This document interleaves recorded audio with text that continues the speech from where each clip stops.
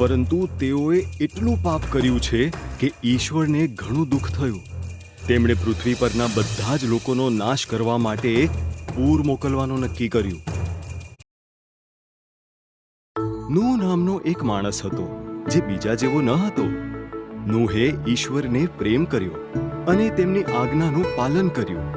ઈશ્વરે નૂહ અને તેના પરિવારને પૂરમાંથી બચાવવાનું નક્કી કર્યું.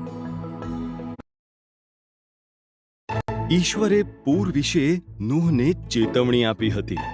તેમણે તેને જબરજસ્ત મોટું એવું વહાણ બનાવવાનું કહ્યું, જેની છત નીચી હોય, 3 ડેક હોય, બારી અને દરવાજા હોય. આજ્ઞાનું પાલન કરતા નૂહે તે બાંધ્યું. ઈશ્વરે નૂહને દરેક પ્રકારના 2 પ્રાણી એકત્રિત કરવા કહ્યું, એક નર, એક નારી. પછી નૂહ, તેનો પરિવાર અને પ્રાણીઓ વહાણમાં ગયા. ઈશ્વરે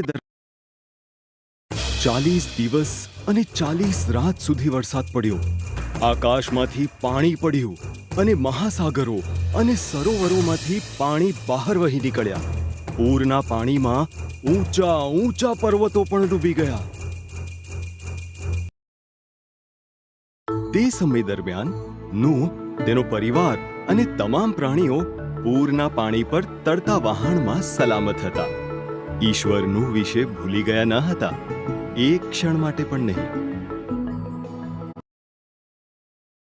ઈશ્વરે પવન મોકલીને પાણી નીચે ઉતાર્યા.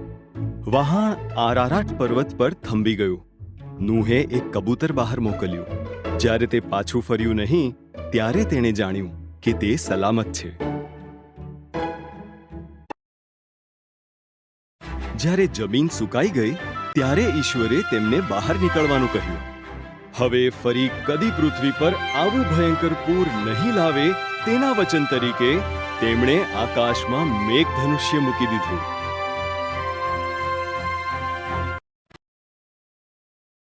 રહેતો હતો. ઇબ્રાહિમ, ઈશ્વરે કહ્યું, હું ઈચ્છું છું કે તું હારાન છોડીને બીજા દેશમાં જા. ઈશ્વરે ઇબ્રાહિમને એ નહોતું કહ્યું કે તે ક્યાં આવેલું હતું. મારો વિશ્વાસ કર, ઈશ્વરે કહ્યું. ઈશ્વર કહે છે, આ પ્રમાણે કરો અને તમારા બાળકો એક મહાન રાષ્ટ્ર બનશે. કેવી રીતે? ઇબ્રાહિમ આશ્ચર્યચકિત થઈ ગયો. તેની પત્ની સારા સંતાન પેદા કરવા માટે ખૂબ જ વૃદ્ધ હતી. મારો વિશ્વાસ કરો, ઈશ્વર બોલ્યા. દેવે કહ્યું, જ્યાં હું તમને કહું ત્યાં જાઓ, અને આકાશમાં તારાઓ કરતાં પણ વધુ વંશજો તમારી પાસે હશે. તેઓ આખા વિશ્વને આશીર્વાદ આપશે. મારા પર વિશ્વાસ કરો. તેથી ઇબ્રાહિમે ઈશ્વર પર વિશ્વાસ મૂક્યો. તેણે સારા, તેના ભત્રીજા લોત અને તેઓની માલિકીની બધી વસ્તુઓ લીધી. ઈશ્વરે જ્યાં જવા કહ્યું ત્યાં જ ગયો. તે કનાન દેશ ગયો. તેથી ઇબ્રાહિમે ઈશ્વર પર વિશ્વાસ મૂક્યો. તેણે સારા, તેના ભત્રીજા લોત અને તેઓની માલિકીની બધી વસ્તુઓ લીધી. ઈશ્વરે જ્યાં જવા કહ્યું ત્યાં જ ગયો.